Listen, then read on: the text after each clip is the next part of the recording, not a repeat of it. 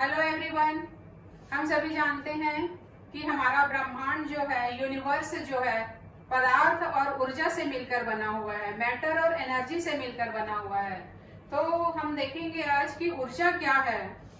जैसे कि स्थितिज ऊर्जा, जिसे पोटेंशियल एनर्जी कहते हैं, गतिज ऊर्जा जिसे काइनेटिक एनर्जी कहते हैं, रासायनिक ऊर्जा जिसे केमिकल एनर्जी कहते हैं, प्रकाशीय ऊर्जा जिसे लाइट एनर्जी कहते हैं, विद्युत ऊर्जा जिसे इलेक्ट्रिकल एनर्जी कहते हैं। तो ऊर्जा क्या है कि कार्य करने की क्षमता है। कार्य करने की क्षमता को हम क्या कहते हैं? ऊर्जा कहते हैं। ऊर्जा जो है किसी सजीव या निर्जीव में उसकी स्थिति के कारण उत्पन्न होती है, उसकी पोजीशन के कारण उत्पन्न होती है।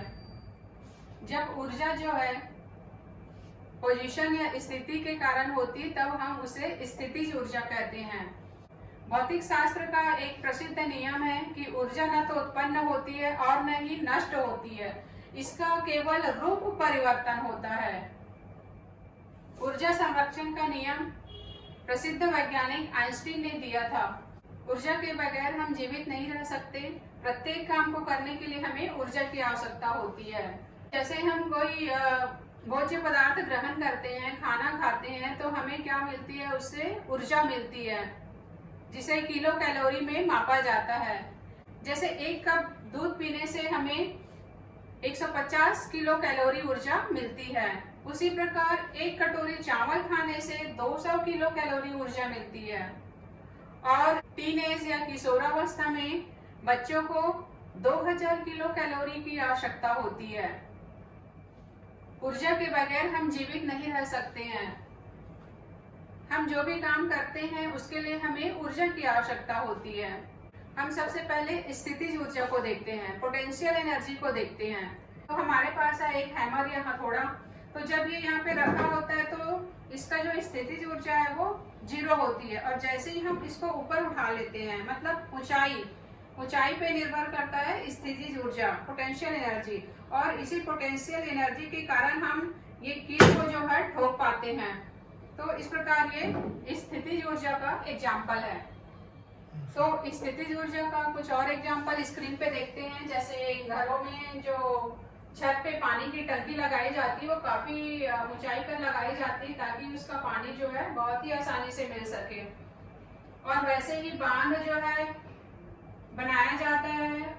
बांध में का जो पानी होता है वो काफी ऊंचाई तक होता है, और जब बांध के पानी को छोड़ा जाता है तब उसमें क्या होता है? गतिज ऊर्जा उत्पन्न होती है। इसी प्रकार आप देख पा रहे हैं कि जो धनुष होता है उसका जो तानित डोरी जो है उसको जब खींचा जाता है तो वो स्थितिज ऊर्जा होती है।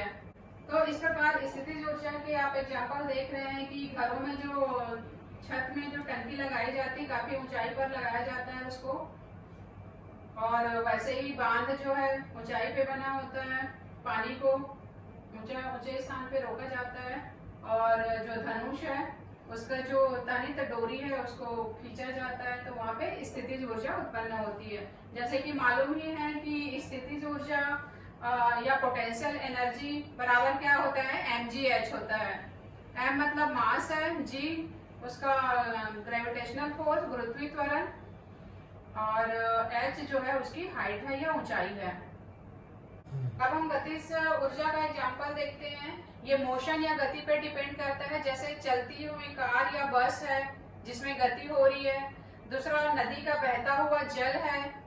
और तीसरा और क्या एग्जांपल है? पानी पे चलता हुआ जहाज या नाव। ये सब गतिज ऊर्जा के एग्जांपल हैं।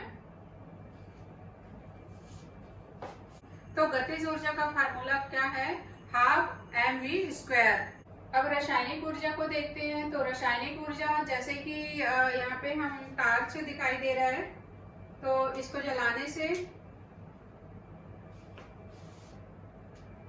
टार्च में जलाने से हमको प्रकाशीय ऊर्जा दिखाई दे रही है, प्रकाश के रूप में ऊर्जा दिखाई दे रही है। क्योंकि इस टार्च में किसका उपयोग हुआ है? सेल का उपयोग हुआ है। कि टार्च से जलाने पे क्या होता है कि जो सेल है, सेल की जो रासायनिक ऊर्जा है वो किस में बदल रहा है? प्रकाशीय ऊर्जा में बदल रहा है। रासायनिक ऊर्जा के रूप में हम भोज्य पदार्थों को जैसे कार्बोहाइड्रेट, प्रोटीन या वसा है उसको भोजन के रूप में ग्रहण करते हैं और ये रासायनिक ऊर्जा जो है शारीरिक ऊर्जा में बदल जाती है। जैसे कोई हम ड्रिंक पीते हैं तो उससे क्या होता है कि वहाँ लिखा रहता है कि इस जो ड्रिंक है उसमें कितनी किलो कैलोरी एनर्जी है। तो यहाँ पे लिखा हुआ है पर 100 ml ड्रिंक पे 64 किलो कैलोरी ऊर्जा हमें मिलती है। इस प्रकार पर 100 ml एनर्जी ड्रिंक लेने से हमें कितनी किलो कैलोरी ऊर्जा मिल रही है? तो 64 किलो कैलोरी ऊर्जा मिल रही है। हीट एनर्जी या ऊष्मीय ऊर्जा जिसमें कोयला, लकड़ी, पेट्रोल, डीजल इन सब के जलने से हमें क्या मिलती है? ऊष्मीय ऊर्जा प्राप्त होती है। ध्वनि ऊर्जा जैसे कि माइक है या लाउड स्पीकर है उसमें क्या होता है कि विद्युत ऊर्जा जो है ध्वनि ऊर्जा में बदल जाती है। जैसे कि एक बॉल है, इसको हम यहाँ पे गिराते हैं तो हमें क्या हो रहा है? एक साउंड उत्पन्न हो रहा है। इस प्रकार बॉल में स्थितिज ऊर्जा भी है और नीचे गिरने के कारण गतिज ऊर्जा भी है। तो जैसे कि हम एक बॉल को गिरा रहे हैं तो एक साउंड उत्पन्न होती है, तो इस प्रकार से ये क्या है? ध्वनि ऊर्जा का एग्जाम्पल है। जैसे कि आप यहाँ पे लैंप देख पा रहे हैं, तो लैंप को हम किससे ऑन करेंगे? पहले तो विद्युत से यहाँ पे ऑन करेंगे इसको। तो आप देख पा रहे हैं कि ये प्रकाशीय ऊर्जा में बदल गई और हीट भी मिलता है। तो इस प्रकार से विद्युत ऊर्जा, प्रकाशीय ऊर्जा और ऊष्मीय ऊर्जा का उदाहरण है ये। अब हम ऊर्जा परिवर्तन का एक और उदाहरण देखेंगे यहाँ पर। जैसे कि ये एक कोनिकल फ्लास्क है, तली है, बिल्कुल समतल है। इसमें हमने पानी भर दिया है, लगभग 200 ml हमने पानी भर दिया है। अब इसको क्या करते हैं हम कि किसी हीटिंग ऑब्जेक्ट या हीटर में ऐसे रखते हैं गर्म करने के लिए, ताकि ये जो पानी है उबल करके क्या बन जाए? वाष्प बन जाए। और इस कोनिकल फ्लास्क में हम एक कार्क लगा देते हैं। कार्क में आप देख पा रहे हैं कि एक कांच की नली लगाए हैं हम यहाँ पे, जो कि समकोण पर मुड़ी हुई है। वैसे तो ये 2 बार समकोण पे मुड़ी हुई है, परंतु हमें एक बार समकोण पे मुड़ी हुई कांच की ये पाइप इसमें लगाना है। अब आप देख पा रहे हैं कि ऐसे इसको कार्क को लगा देते हैं हम। इसको सिर्फ एक बार ही समकोण में मुड़ी हुई कांच की पाइप लेना है। अब हम क्या करते हैं कि इसको किसी हीटिंग ऑब्जेक्ट या हीटर में रख देते हैं या गर्म करते हैं। इसको गर्म करते हैं फ्लास्क को, तब क्या होता है कि यहाँ पे विद्युत ऊर्जा के द्वारा कोनिकल फ्लास्क में रखा हुआ पानी गर्म हो गया और गर्म होने से भाप बन गई, जो कि ऊष्मीय ऊर्जा में परिवर्तित हो गई। ऊष्मीय ऊर्जा को जब हम इस घिरनी में, जो कि बच्चों का एक खिलौना होता है पेपर से बना हुआ, इस घिरनी को हम यदि इस भाप या ऊष्मीय ऊर्जा के पास रखें, तब ये जो घिरनी है वो चलने लगती है।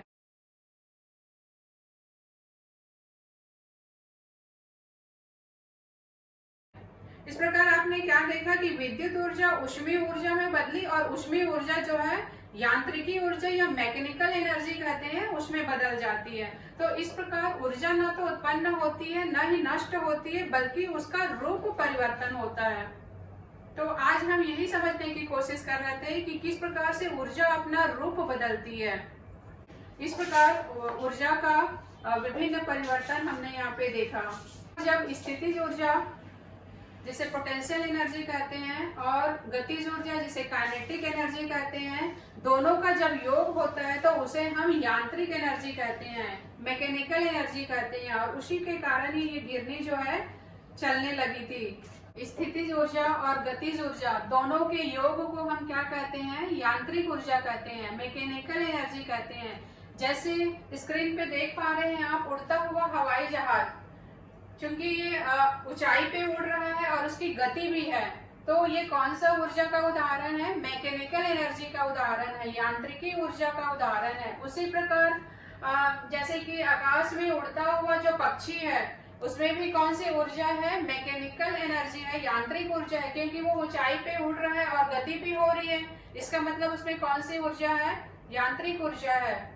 इसी प्रकार झरना से गिरता हुआ पानी, उसमें भी कौन सी ऊर्जा है? क्योंकि ऊंचाई से गिर रहा है, इसका मतलब क्या है? स्थितिज ऊर्जा भी है और पानी जो है बह रहा है, गतिज ऊर्जा भी है। तो जब दोनों प्रकार की ऊर्जा हो तब हम उसको क्या कहते हैं? यांत्रिक ऊर्जा कहते हैं। तो झरना से गिरता हुआ पानी कौन सी ऊर्जा का उदाहरण है? तो यांत्रिक ऊर्जा का उदाहरण है।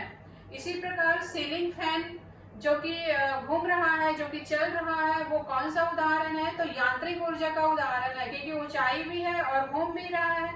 तो जब दोनों का योग हो, स्थितिज ऊर्जा हो और साथ में गतिज ऊर्जा हो, जब दोनों का योग हो तब हम उसे यांत्रिक ऊर्जा कहते हैं।